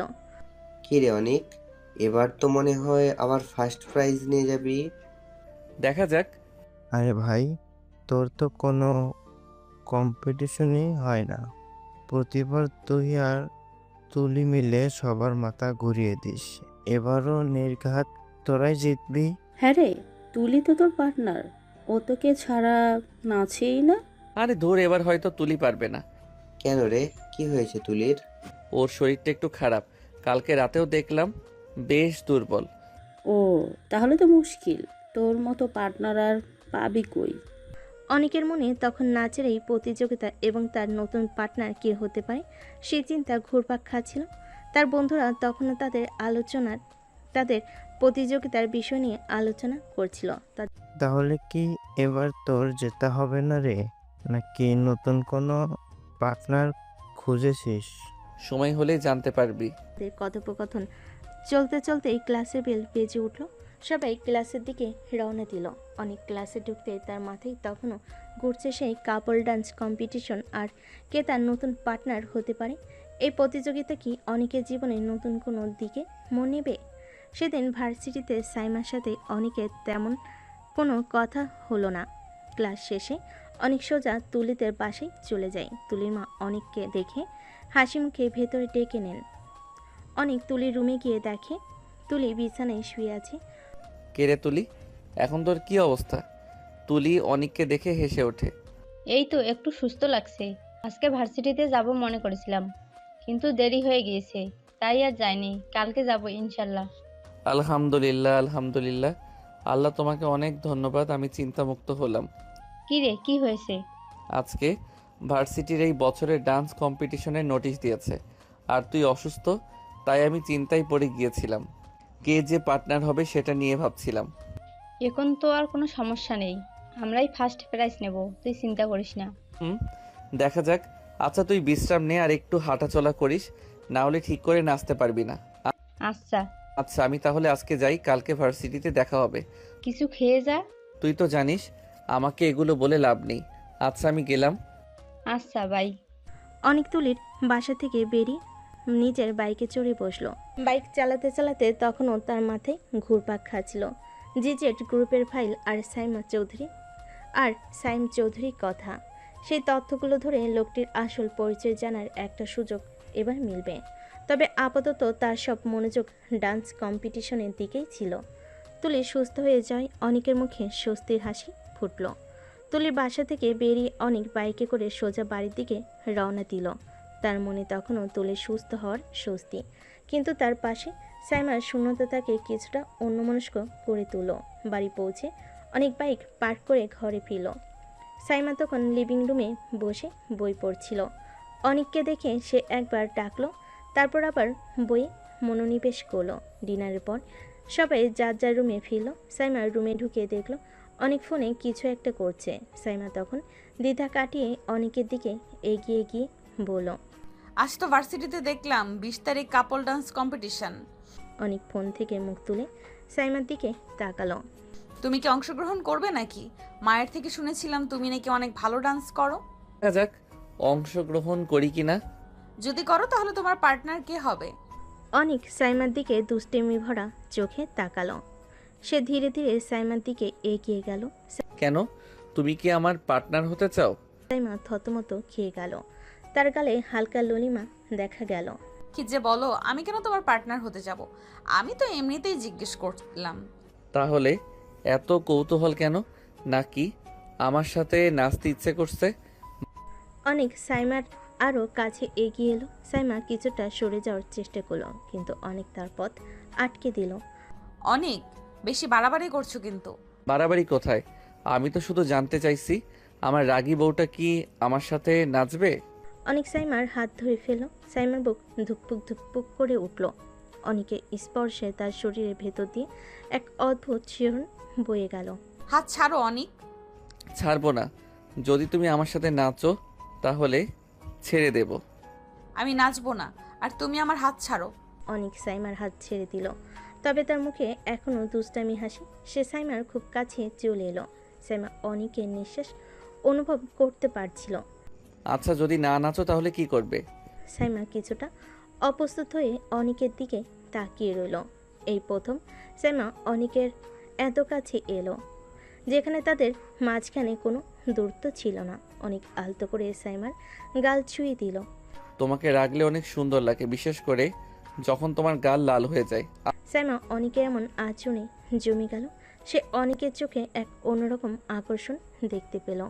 অনেক তখন সাইমার কাছ থেকে সরে এসে বিছানার দিকে এগিয়ে গেল। আচ্ছা এবার ঘুমিয়ে পড়ো, অনেক রাত হয়েছে। অনেকের এমন হঠাৎ সরে যাওয়ায় সাইমা কিছুটা অবাক হলো।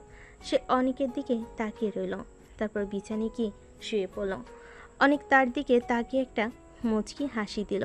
সাইমা তখনও অনেকের স্পর্শ আর কথার ঘোরে আচ্ছন্ন ছিল।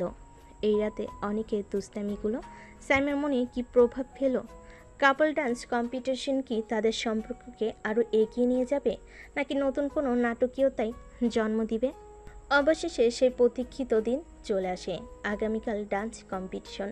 রাতের বেলা তুলি ফোন করে অনেককে জিজ্ঞেস করে, তুমি কি ডান্স কম্পিটিশনে অংশগ্রহণ করবে না? মনে তো হয় না, কারণ কোনো পার্টনার পাইনি। কথাটা বলে অনেক শুয়ে পড়ে। শ্যামাও কিছু না বলে শুয়ে পড়ে, যদিও তার মনটা কেমন যেন অস্থির ছিল। রাতের চাঁদ অস্তর গিয়ে ভোরে সূর্য ওঠে, শ্যামার ঘুম ভাঙে। কিন্তু আজ সকালে সে নিজেকে অনেকের বুকের উপর আবিষ্কার করে না। সাইমা দেখতে পেয়ে অনেক বিছানায় নেই। সে তখন উঠে বসে। রুমের কোথাও অনেককে দেখতে না পেয়ে সাইমার টেনশন বেড়ে যায়। সে তখন তাড়াতাড়ি করে অনেকের আম্মুর কাছে যায়। মা, অনেক কোথায়? ওকে যে কোথাও দেখছি না। কেন, তোমাকে বললে যায়নি? আমি ঘুম থেকে উঠে দেখি ও নেই। আমি দেখলাম কোথায় যেন যাচ্ছে, আমি জিজ্ঞেস করার আগেই চলে গিয়েছে। সাইমা তখন রুমে চলে আসে। সে নিজের মনে মনে ভাবে, ওকে কি কল করব? আরে আমার কাছে তো ওর নাম্বারই নেই। মায়ের থেকে কি ওর নাম্বার নেব? কিন্তু ওনারা কি ভাববেন আমার কাছে ওর নাম্বার নেই যে। থুর, আমি ওকে নিয়ে এত ভাবছি কেন? আমি তো ওকে স্বামী হিসেবেই মানি না। তারপর সাইমা ওয়াশরুমে গিয়ে ফ্রেশ হয়ে ভার্সিটির জন্য রেডি হয়। নাস্তা সেরে ভার্সিটির উদ্দেশ্যে রওনা হয়। ভার্সিটিতে পৌঁছে আজ কোণে কোণে শিক্ষার্থী পরিপূর্ণ। ডান্স কম্পিটিশনের জন্য ভার্সিটিকে সুন্দরভাবে সাজানো হয়েছে। কিন্তু সাইমা অনেককে খুঁজছিল, কোথাও ওকে পায় না। অনেকের বন্ধুদেরও কোথাও দেখতে পায় না। সাইমা তখন হতাশ হয়ে অডিটোরিয়ামে গিয়ে বসে। সেখানে বসেও সাইমা চারিদিকে অনেককে খুঁজছিল, কিন্তু কোথাও তাকে পায় না। তখনই উপস্থাপক মঞ্চে উঠে কম্পিটিশন শুরু করে। প্রথমে এক কাপল এসে তাদের পারফর্ম করে। এভাবে কয়েকজন পারফর্ম করার পর হঠাৎ উপস্থাপক অনিকও তুলির নাম নেয়। সাইমা অবাক হয়ে সামনে তাকায়। অনিকও তুলির নাম শুনে সব শিক্ষার্থীরা দাঁড়িয়ে যায় আর তাদের নামে স্লোগান দিতে থাকে। অনিকও তুলি স্টেজে ওঠে। অনিকও তুলি দুজনে সাদার মধ্যে নীল ফুলের ডিজাইনে করা ম্যাচিং পাঞ্জাবি ও শাড়ি পরে স্টেজে ওঠে। সাইমার চোখ তখন বড় বড় হয়ে যায়। অনিকও তুলি তাদের পারফরমেন্স শুরু করে। তাদের পারফরমেন্স দেখে সাইমা অবাক। সে ভাবে, অনেকে তো ভালো নাচতে পারে, কিন্তু ওই মেয়েটাকে। অনেকের এত সুন্দর নাচের ভঙ্গি, স্টেজের উপরে তার সাবলীল নড়াচড়া সাইমাকে মুগ্ধ করে। সে বুঝতে পারে অনেকের মা যা বলেছিল তা মোটো বাড়িয়ে বলেননি। অনেক সত্যি একজন অসাধারণ নৃত্যশিল্পী। তাদের নাচ যেন এক অন্যরকম জাদু সৃষ্টি করে। তারপর তাদের পারফরমেন্স শেষ হয়। সবাই হাততালি ও চিৎকার দিতে থাকে। সাইমার মনে তখন মিশ্র অনুভূতি, অনেকের প্রতি মুগ্ধতা আর সেই অজানা মেয়ে তুলিকে নিয়ে কৌতূহল। সে ভাবে, এই ছেলেটা কি না পারে? আর এমন মিথ্যা বললো কেন যে কোনো পার্টনার নেই? পুরস্কারের সময় অনেকও তুলি চ্যাম্পিয়ন হয়। তখন অনুষ্ঠান শেষ হয়। তখন তারা সবাই বের হয়। সাইমা দেখতে পায় অনেকে তুলি একই গাড়িতে করে চলে যাচ্ছে। সাইমার মনে এক ধরনের চাপা কষ্ট অনুভব হয়। সে ভাবে, আমি কেন ওকে নিয়ে এত ভাবছি? আমি তোকে স্বামী হিসেবেই মানি না, কিন্তু কেন এমন লাগছে? তার মনটা হঠাৎ ভারাক্রান্ত হয়ে ওঠে, যেন এক অজানা ব্যথায় তার বুকে চিনচিন করে উঠল। এই ঘটনায় সাইমার মনে অনেকের প্রতি কি নতুন কোনো অনুভূতি জন্ম নেবে, নাকি এই দূরত্ব তাদের সম্পর্কের বাঁধন আরও আলগা করে দেবে? সেদিন সন্ধ্যায় অনেক বাড়ি ফিরল, তার হাতে চ্যাম্পিয়নের ট্রফি। বাড়িতে ঢুকতেই অনেকের মা তাকে দেখে এগিয়ে এলেন। অনেক হাসি মুখে ট্রফিটা তার মায়ের দিকে বাড়িয়ে দিল। এটা আর নতুন কি, প্রতিবার তো তুই নিস। আম্মু তুমি কি খুশি হওনি? আরে বোকা ছেলে, অবশ্যই খুশি হয়েছি, অনেক খুশি হয়েছি। কিন্তু তোর পার্টনার কি তুলি ছিল? হ্যাঁ মা। সাইমা তখন পাশে দাঁড়িয়ে তাদের কথা শুনছিল। অনেকের মা তুলিকে চেনেন। এটা শুনে সাইমা অনেকটাই অবাক হলো। অনেক তখন রুমে গিয়ে ওয়াশরুমে চলে গেল। সাইমা রুমে গেলে দেখলো অনেকের ফোনে একটি নোটিফিকেশন এসেছে। ভুলবশত সে অনেকের ফোনটি হাতে নিয়ে স্ক্রিন চালু করতে অবাক হয়ে গেল।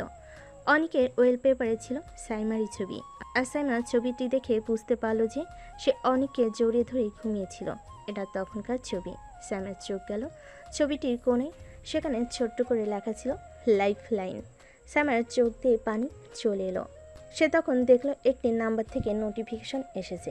সাইমা দেখলো সেই অ্যাকাউন্টটির প্রোফাইলে তুলির ছবি, কিন্তু সেভ করা আছে ছোট বোন দিয়ে।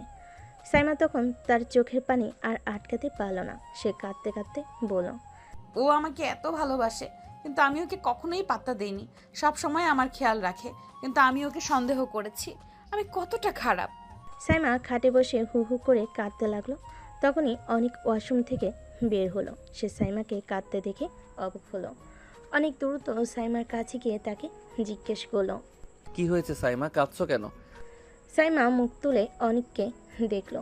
চোখের জলে ঝাপসা দৃষ্টি নিয়ে সে অনিককে সজোরে জড়িয়ে ধরে কান্নায় ভেঙে পড়ল। অনিক তো কিছুই বুঝতে পারছিল না। সে সাইমার পিঠে হাত বুলিয়ে দিতে লাগলো। সরি অনিক, আমাকে ক্ষমা করে দাও। আমি খুব খারাপ। আরে কি হয়েছে, কিসের জন্য ক্ষমা চাইছো বলো আমাকে। আমি তোমার ফোন দেখেছি। অনিক তখন পুরো ব্যাপারটা বুঝতে পারলো। তার মুখে একটা মৃদু হাসি ফুটে উঠল। সে সাইমাকে সান্ত্বনা দিতে লাগলো, যদিও সাইমা তখনও শুধু ক্ষমা চাইছিল।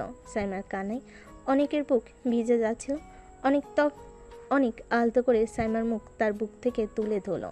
সাইমার ভেজা চোখে ভালোবাসার এক নতুন আলো দেখতে পেল। অনেক আর দেরি না করে সাইমার ঠোঁটে ঠোঁট বসিয়ে দিল। তাদের ঠোঁটের স্পর্শে যেন সব অভিমান, সব দ্বিধা মিলিয়ে গেল। সাইমা প্রথমে কিছুটা অবাক হলো, ধীরে ধীরে নিজেকে অনেকের কাছে সমর্পণ করলো।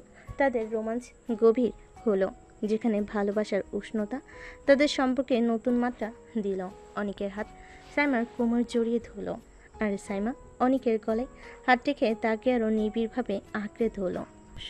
এই চুম্বন শুধু দুটি শরীরকে নয়, দুটি আত্মাকে মিলিয়ে দিল, যা এতদিন ভুল বোঝাবুঝি আর রহস্যের আড়ালে ঢাকা ছিল। তাদের হৃদয়ের স্পন্দন যেন এক হয়ে গেল। সাইমা অনিকের ঠোঁট ছাড়ার কোনো নামগন্ধ নেই। অনিক সাইমাকে কোলে নিয়ে বিছানায় নিয়ে যায়। সাইমা অনিকের মাথা শক্ত করে ধরে তার ঠোঁটে ঠোঁট বসিয়ে রাখে। সেই রাতের গভীর ভালোবাসার পর সাইমা আর অনিকের সম্পর্ক যেন এক নতুন মন নিল। এতদিন ধরে যে অদৃশ্য দেওয়াল তাদের মাঝে ছিল, তা যেন ভেঙে খান খান হয়ে গেল। পরের দিন সকালে সাইমার ঘুম ভাঙতে সে নিজেকে অনিকের বুকের উপর আবিষ্কার করলো। অনিকের হাত তখনও তাকে আলতো করে জড়িয়ে রেখেছে। সাইমা অনিকের দিকে তাকালো। তার মুখে এক মুগ্ধতার হাসি। এই প্রথম সে অনিককে স্বামী হিসেবে অনুভব করলো। ভালোবাসার এক গভীর টান অনুভব করলো। অনিকের ঘুম ভাঙলে সে দেখল সাইমা তার দিকে তাকিয়ে হাসছে। অনিকও সাইমার দিকে তাকিয়ে হেসে উঠল। সুপ্রভাত বউ, কি ব্যাপার আজ খুব খুশি দেখাচ্ছে? সাইমা লজ্জে পেয়ে অনিকের বুকে মুখ লুকালো। ইস, কি বলো, সব তোমার দোষ। আমার দোষ? কিসের দোষ? সব কিছুর। আমি ভেবেছিলাম তুমি একটা পিচ্চি, কিন্তু তুমি তো। সাইমা কথা শেষ করতে পারলো না। অনিক হেসে সাইমার ঠোঁটে আলতো করে চুমু খেলো। এখনো কি আমাকে পিচ্চি মনে হয়? সাইমা অনিকের নাক টেনে বলে, না, একদমই না। অনিক সাইমাকে আরও শক্ত করে জড়িয়ে ধরল। তাদের মাঝে তখন শুধু ভালোবাসা আর উষ্ণতার অনুভূতি। কিছুক্ষণ পর তারা দুজনে উঠে ফ্রেশ হয়ে নিচে গেল। সবাই নাস্তার টেবিলে অপেক্ষা করছিল। অনিকের মা তাদের দেখে হাসলেন। কে রে অনিক, আজ খুব দেরি হয়ে গেল নাস্তা করতে?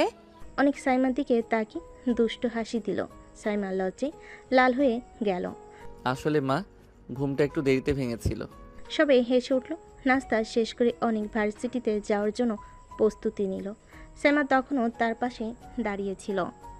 আজকে কি তুমি বাইকে যাবে? হ্যাঁ, কেন? আমিও তোমার সাথে যাব।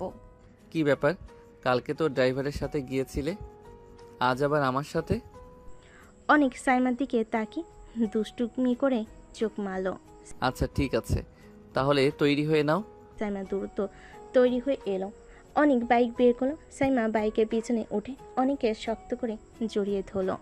এই প্রথম তাদের যাত্রা ছিল ভালোবাসার, যেখানে কোনো দূরত্ব ছিল না। ভার্সিটি পৌঁছে তারা বাইক পার্ক করলো। ক্লাসের দিকে হাঁটতে হাঁটতে সাইমা হঠাৎ অনেকের হাত ধরে ফেলো।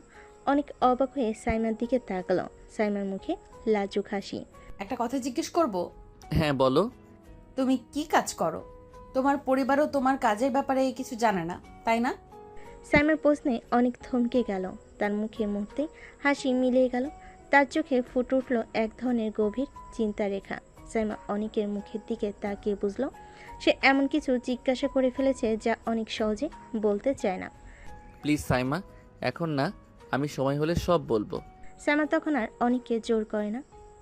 অনেক সাইমার কাছ থেকে বিদায় নিয়ে অনেক তার ক্লাসের দিকে যাচ্ছিল। তখনই তার ফোনে একটি নোটিফিকেশন আসে।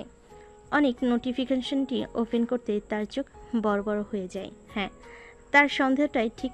জিজেড গ্রুপের লিডার আর কেউ নাই, সাইমার বড় ভাই সাইম চৌধুরী। অনেক একটা রহস্যময় হাসি দিয়ে ফোনটা তার পকেটে রেখে ক্লাসে গিয়ে বসে। তারপর একের পর এক ক্লাস চলছিল, কিন্তু অনেকের আজ ক্লাসে মন নেই। তার মন তখন সাইম চৌধুরীকে নিয়ে তৈরি হওয়া নতুন রহস্যের জট খুলতে ব্যস্ত। সাইমার ভাইয়ের সাথে জিজেড গ্রুপের সংযোগ অনেকের কাছে এক নতুন চ্যালেঞ্জ।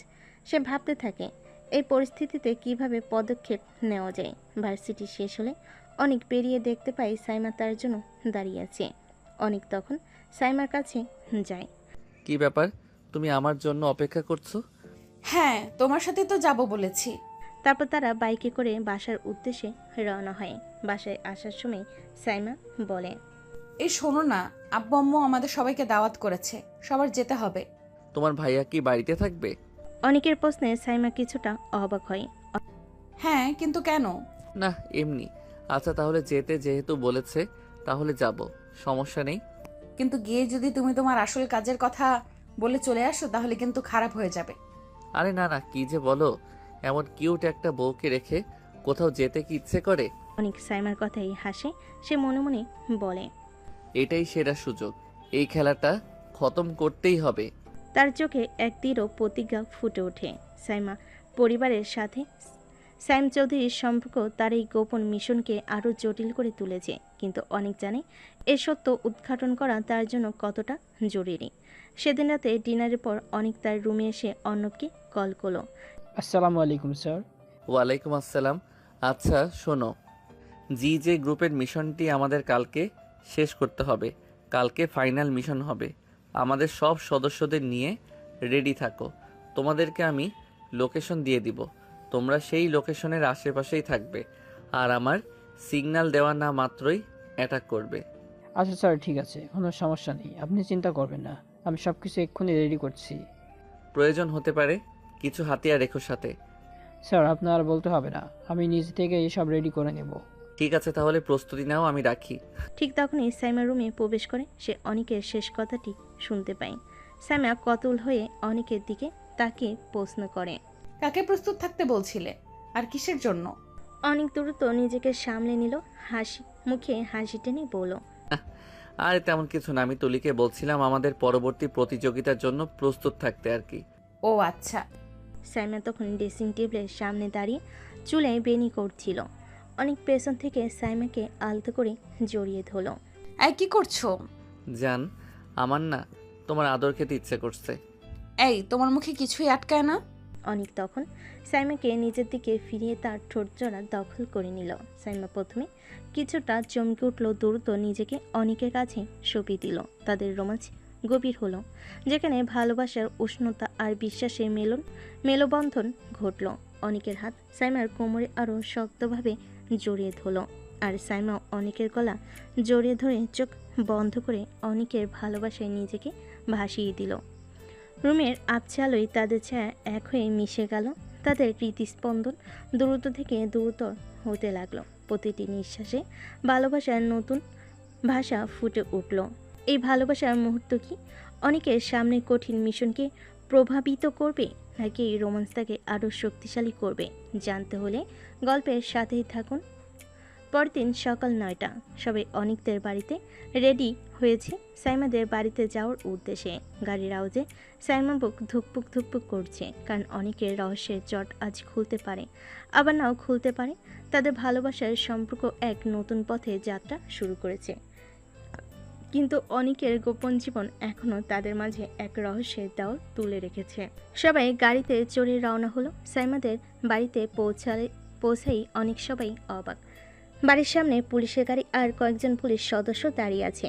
তখন সাইমার বাবা বেরিয়ে এসে তাদের সবাইকে অভয় দিলেন। আরে কেউ ভয় পেও না, আসলে সায়েম একটা ছেলেকে পুলিশের হাতে ধরিয়ে দেওয়ার জন্য পুলিশ ডেকেছে। কি করেছে ছেলেটি? ছেলেটি নাকি সায়েমের অনেক ক্ষতি করেছে। ও আচ্ছা। অনেকের কপালে চিন্তার ভাঁজ পড়ল। অনেক মনে মনে ভাবল, এইরকম অনেককেই তুমি বিনা অপরাধে জেলে পাঠিয়েছো, মেরে ফেলেছো, কিন্তু আজকে তোমার খেলা শেষ সাইম চৌধুরী। সাইমার বাবা সবাইকে সোফায় বসতে দিলেন। সাইম তখন পুলিশের সাথে কথা বলছিল। অনেক উঠে দাঁড়িয়ে সাইমের সামনে গিয়ে দাঁড়ালো। কি ব্যাপার অনেক, কিছু বলবে নাকি? আর কতজনের জীবন এভাবে নষ্ট করবেন? কি বলতে চাচ্ছ তুমি? সোজা কথা কি কানে যাচ্ছে না? এইরকম হাজার ছেলে মেয়ের জীবন নষ্ট করে এখনো কি শান্তি পাননি? এই অনেক, তুমি এসব কি বলছো? কেন? জি যে লিডার, কিছু কি বুঝতে পারছেন না? অনেকের মুখে এমন কথা শুনে সাইম বসা থেকে উঠে দাঁড়ালো। তখনই সাইম পুলিশ অফিসারকে বলল, অফিসার, এক্ষুনি ওকে অ্যারেস্ট করেন। দুই পরিবারের সবাই নীরব দর্শক হয়ে দেখছিল, কেউ কিছু বুঝতে পারছিলেন না। পুলিশ অফিসার অনেককে অ্যারেস্ট করতে গেলে অনেক তাকে ধাক্কা দিয়ে সরিয়ে দেয়। তখনই পুলিশ অফিসার এসে অনেকের কলার চেপে ধরে। তোর এত বড় সাহস, তুই আমাকে ধাক্কা দিস? কলার ছাড়ুন। ছাড়বো না। কি করবি? শেষবারের মতো বলছি, কলার ছাড়েন। বললাম তো ছাড়বো না। কি করবি কর। অনেকের রাগ উঠে গেল। সে তখন পুলিশ অফিসারের গালে একটা থাপ্পড় দিল। অফিসার তাল সামলাতে না পেরে মাটিতে পড়ে গেল। পুলিশ অফিসার তখন রেগে অনেককে মারতে আসবে, তখনই অনেক তার কার্ডটি পুলিশ অফিসারের সামনে ধরল। পুলিশ অফিসার কার্ডটি দেখে সঙ্গে সঙ্গেই অনেককে স্যালুট করে। সরি স্যার, সরি, আমি আপনাকে চিনতে পারিনি। স্যার, আমাকে প্লিজ ক্ষমা করে দিন। পুলিশ অফিসার তখন অনেকের পায়ে পড়ে যায়। পরিবারের সবাই অবাক। অনেকের বাবা মা, সাইমার বাবা মা, সাইমা অনেকের এই নতুন রূপ দেখে পুরোপুরি বিস্মিত। তখনই অনেক অফিসারকে জিজ্ঞেস করে, যার রেফারেন্সে এক্ষুনি একজনকে ধরে নিয়ে যেতে চাচ্ছিলেন, সে কে এটা জানেন? স্যার, উনি তো একজন ব্যবসায়ী, তাই না? উনি হচ্ছেন জি জে গ্রুপের লিডার। পুলিশ অফিসার উঠে দাঁড়ায়। সে অবাক হয়ে বলে, কি বলছেন স্যার আপনি? উনি জিজিট গ্রুপের লিডার? স্যার, এবার বুঝতে পেরেছি আপনি এখানে কেন এসেছেন। স্যার, আপনার কোনো কাজ করতে হবে না, আমি নিজেই ওনাকে গ্রেফতার করে নিচ্ছি। স্যাম তখন বুঝতে পারে আজকে সে ধরা পড়ে গিয়েছে। ঠিক তখনই সাইমার মাথায় বন্দুক ধরে বলে, আমাকে যেতে দে, না হলে এক্ষুনি ওকে শেষ করে দেব। ভাইয়া, তুমি এটা কি করছো? একদম কথা বলবি না, চুপ থাক। ঠিক তখনই অনেক তার হাত দিয়ে চুটকি বাজায়। সাথে সাথেই অনেকের সব লোকেরা একসাথে সাইমকে ঘিরে ফেল। সবার পরনে কালো পোশাক, হাতে AK-47 আর স্পেস 12 এর, আর প্রত্যেকের পোশাকে CIA এর ব্যাজ লাগানো। সাইম চৌধুরী, আজ তোমার খেলা শেষ। সময় থাকতে আত্মসমর্পণ করো, না হলে ব্রাশ ফায়ার করা হবে।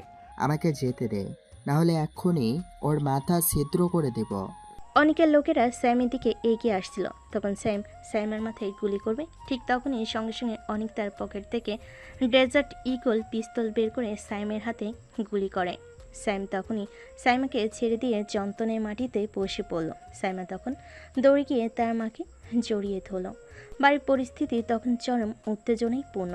অনেকের বাবা মা তাদের ছেলের পরিচয় জানার জন্য আগ্রহী। ভয়ঙ্কর অবস্থা দেখে শঙ্কিত সাইমা ভয়ে কাঁপছে, তার চোখে পানি। সে অনেকের এই ভয়ঙ্কর এবং শক্তিশালী রূপ দেখে ভীত, কিন্তু একই সাথে তার প্রতি এক নতুন সম্মান অনুভব করছে। তখন পুলিশ অফিসার বলে, স্যার, আমি কি ওনাকে অ্যারেস্ট করব? আপনি এখন এখান থেকে যান, ওনাকে CIA এর কাস্টডিতে নেওয়া হবে। পুলিশ অফিসার তখন অনেককে স্যালুট করে তার লোকেদের নিয়ে চলে গেল। অর্ণব এগিয়ে এলো। স্যার ওনাকে কি নিয়ে যাব? ঠিক হ্যাঁ, নিয়ে যাও। আর এনএসআই হেড অফিসে জানিয়ে দাও যে এর লিডার ধরা পড়েছে, আর বাকি কাজ ওনাদের করতে হবে। ঠিক আছে স্যার। তখন অর্ণব ও বাকিরা অনেককে স্যালুট দিয়ে সেখান থেকে চলে গেল। সাইমা অনেকের দিকে তাকালো। তার চোখে তখনও বিস্ময় আর একরাশ প্রশ্ন। সাইমকে নিয়ে অর্ণব আর তার দল চলে যেতেই অনেক একটা সোফায় ধপ করে বসে পড়ল। তার দিকে তখন 3টি কৌতূহল দৃষ্টি, তার বাবা মা এবং সাইমের বাবা মা। সাইমা তখনও মায়ের বুকে মুখ গুজে কাঁদছিল। কিরে অনিক, কিছুই তো বুঝলাম না, কি হলো এসব? তোকে সবাই স্যালুট করছিল কেন? তোর পরিচয় বল। আজকে তোকে বলতেই হবে তুই কি করিস, আর এরা কারা? হ্যাঁ বাবা বলো, সাইমকে কেন এমন করা হলো? ও কি করেছে? অনেক একটি দীর্ঘশ্বাস পেল। এই মুহূর্তটা বহুদিন ধরে এড়িয়ে চলছিল, কিন্তু আজ আর লুকানোর কোনো উপায় নেই। সবাই বসো, আজকে আর কিছুই লুকিয়ে রাখবো না। সবাই চুপ করে অনেকের দিকে তাকিয়ে রইল। অনেক শান্ত কণ্ঠে বলতে শুরু করলো। আমি হচ্ছি CIA এর বাংলাদেশ সার্ভারের চিফ অপারেশনস অফিসার, আর এতক্ষণ যারা ছিল সবাই আমার জুনিয়র কর্মী। অনেকের বাবা মা সহ বাড়ির সবাই বিস্ময়ে চোখ বড় বড় করে ফেল। কি, তুই এত বড় পদে এই বয়সে? অনেকের মার চোখ আনন্দে ঝলমল করে উঠল। আজকে আমার সবচেয়ে আনন্দের দিন। আমার ছেলে এতটুকু বয়সে এত উপরে উঠে গিয়েছে, যার সামনে হাজার লোক মাথা নত করতে বাধ্য। আচ্ছা, তাহলে সাইম কি করছে? আমাকে নর্মাল কোনো কেস সলভ করার দায়িত্ব দেওয়া হয় না। যেসব কেস সারা দেশের কোনো বাহিনীর মধ্যে কেউ সলভ করতে পারে না, তখন সেটা আমার কাছে আসে। আর উনি হচ্ছেন বাংলাদেশের টপ মাফিয়া টিম GZ গ্রুপের লিডার। উনার নামে এখন পর্যন্ত 150টিরও বেশি মামলা আছে। হাজার হাজার ছেলেমেয়ের জীবন নষ্ট করেছেন। উনার ব্যাপারে কারো কাছে কোনো খবর ছিল না, তাই NSIর হেড অফিস থেকে আমাদের হেড অফিসে এই কেসটি সলভের জন্য রিকোয়েস্ট করা হয়, আর হেড অফিস থেকে আমাকে কেসটি সলভ করার জন্য রিকোয়েস্ট করা হয়। সি, আমার ছেলে এইসব করতো? আমার বিশ্বাসই হচ্ছে না। মা বাবা, আপনারা আমাকে ক্ষমা করবেন। আমি আপনাদের ছেলেকে আপনাদের থেকে কেড়ে নিয়েছি। আসলে আইনের চোখে সবাই সমান। না বাবা, তুমি একদম ঠিক কাজ করেছো। এমন ছেলে থাকার চেয়ে না থাকা ভালো। ঠিক বলেছ, এতদিন দুধ কলা দিয়ে সাপ পুষছিলাম। সবকিছু বাদ দিলেও সাইমা তো ওর নিজের বোন, আর ও কিনা বিপদে পড়ে সাইমাকে গুলি করতে গিয়েও কিছু ভাবেনি। অনিক, তুই সত্যি আমাদের মুখ উজ্জ্বল করেছিস, তোর জন্য আমরা গর্বিত। আমার ছেলেটা এতদিনে আমার মুখের হাসি ফোটাতে পারলো। সব কষ্ট ভুলে গেলাম বাবা। সাইমা তখন তার মায়ের বুকে মুখ গুজেছিল, কিন্তু অনেকের কথাগুলো তার কানে স্পষ্ট যাচ্ছিল। আর তার মনে তখন সাইমের প্রতি ঘৃণা আর অনেকের প্রতি এক গভীর শ্রদ্ধাবোধ জন্ম নিচ্ছিল। তার স্বামী শুধু একজন কলেজ ছাত্র নয়, একজন দেশপ্রেমিক, একজন নায়ক। পরিস্থিতি কিছুটা শান্ত হলে অনেকের মা সবাইকে উদ্দেশ্য করে বলেন, যা হওয়ার হয়ে গিয়েছে, সবাই এখন শান্ত হন। অনিক, তুই বৌমাকে নিয়ে রুমে যা। অনেক তখন সাইমার দিকে তাকিয়ে বলল, চলো আমার সাথে আসো। সাইমা তখনও কিছুটা বিহ্বল ছিল, কিন্তু অনেকের দিকে তাকিয়ে সে তার সাথে রুমের দিকে পা বাড়ল। রুমে না যাওয়া মাত্রই সাইমা অনেককে সজোরে জড়িয়ে ধরে কান্নায় ভেঙে পড়ল। তার শরীর ভয়ে থরথর করে কাঁপছিল। অনিক, আমি অনেক ভয় পেয়ে গেছিলাম। ভাইয়া এমনটা করবে আমি কখনো আশা করিনি। অনেক সাইমাকে শান্ত করার চেষ্টা করলো, তার পিঠে হাত বুলিয়ে দিতে লাগলো, কিন্তু সাইমার কন্যা বন্ধ হওয়ার কোনো খবর ছিল না। অনেক তখন সাইমাকে তার বুক থেকে তুলে তার মুখের দিকে তাকালো। আচ্ছা, তুমি এরকম ভাবে কাঁদলে আমি আমার কাজ করব কিভাবে? সাইমা তার চোখের পানি মুছে অবাক হয়ে বলল, কি কাজ? এতক্ষণ মারামারি করে এখন রুমে আসলাম, একটু রোমান্স করলাম, আর তুমি শুধু কাঁদছো। মুডটাই তো খারাপ হয়ে গেল। অনেকের কথা শুনে কান্নার মাঝেই সাইমা হেসে ফেলল। অনেক তখন সাইমার দিকে তাকিয়ে হাসলো, তারপর তাকে আরও কাছে টেনে নিল। সাইমা এবার আর নিজেকে দূরে সরালো না, অনেকের বাহুডোরে নিজেকে সঁপে দিল। অনেকের ঠোঁট সাইমার ঠোঁট ছুঁয়ে দিল, এবং তাদের ভালোবাসার গভীরতার রোমাঞ্চ আরও বাড়ে। সেই মুহূর্তে ভয়, আতঙ্ক সব কিছু ছাপিয়ে ভালোবাসা তাদের মাঝে এক নতুন সেতু তৈরি করলো। সাইমা অনেকের মধ্যে খুঁজে পেল তার আশ্রয়, তার নির্ভয়ে ঠিকানা। অনেকও সাইমার জীবন ভালোবাসা, বিশ্বাস আর ত্যাগের এক নতুন অধ্যায়ের সূচনা করলো। অনেকের সাহসী পরিচয় আর সাইমার ভালোবাসা তাদের সম্পর্ককে এমন এক উচ্চতায় নিয়ে গেল যেখানে কোনো রহস্য বা বাধা তাদের বিচ্ছেদ ঘটাতে পায়নি। অবশেষে ভালোবাসার জয় হলো আর তাদের জীবন ভরে উঠল সুখ আর শান্তিতে। এই গল্পটি আমাদের শেখায় যে কোনো সম্পর্কের ভিত্তি হলো বিশ্বাস এবং বোঝাপড়া। অনেক ও সাইমার মাঝে ভুল বোঝাবুঝি থাকলেও তাদের ভালোবাসা সকল বাধা পেরিয়ে যায়, যা প্রমাণ করে প্রকৃত ভালোবাসা মানুষের বাক্য পরিচয় বা পেশার ঊর্ধ্বে। অনেকের সাহস এবং আত্মত্যাগ দেশের প্রতি গভীর দেশপ্রেমের প্রমাণ। এই গল্পের মাধ্যমে আমরা জানতে পারি জীবনে কঠিন পরিস্থিতিতেও ভালোবাসার শক্তি কতটা অপরিসীম হতে পারে। তো দর্শক, আজকের গল্পটি থেকে এখানেই বিদায় নিচ্ছি, আর অপেক্ষা করুন পরবর্তী ভালোবাসার গল্পের জন্য। সেই পর্যন্ত ভালো থাকবেন এবং লাইক কমেন্ট শেয়ার করে আমাদের সাথেই থাকুন। আর নতুনরা কিন্তু সাবস্ক্রাইব করতে ভুলবেন না। আল্লাহ হাফিজ।